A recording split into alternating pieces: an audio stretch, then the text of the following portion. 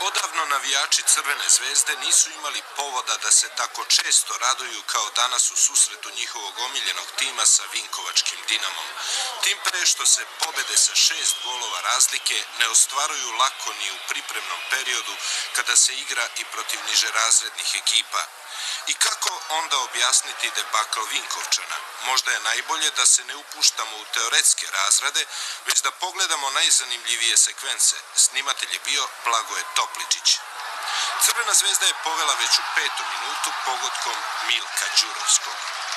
17 minuta kasnije Milan Janković je povisio na 2:0. To je najlepši moment utakmice i zato zaslužuje reprizu.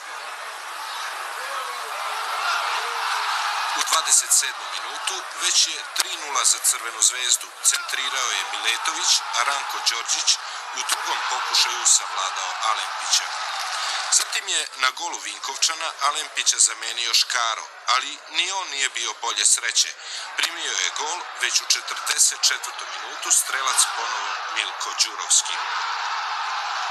U drugom poluvremenu slede nova uzbuđenja. Najpre u 51. minutu Vinkovčani smanjuju ubedljivo vođstvo protivnika. Strelac je Vujčić. Crvena zvezda Dinamo 4:1. I samo što su krenuli s centra, Beograđani su postigli svoj 5. gol. Centrirao je Šestić, a loptu skrenuo u mrežu Boško Đurovski. Seriju pogodaka nastavlja i Ranko Đorđić u 70. minutu. I to je 6:1 za Crvenu zvezdu. A konačan rezultat, Crvena zvezda Dinamo iz Vinkovaca 7:1 postavio je Boško Đurovski u 84. minutu. Sudija Glažar nije imao mnogo posla jer igralo se uglavnom korektno.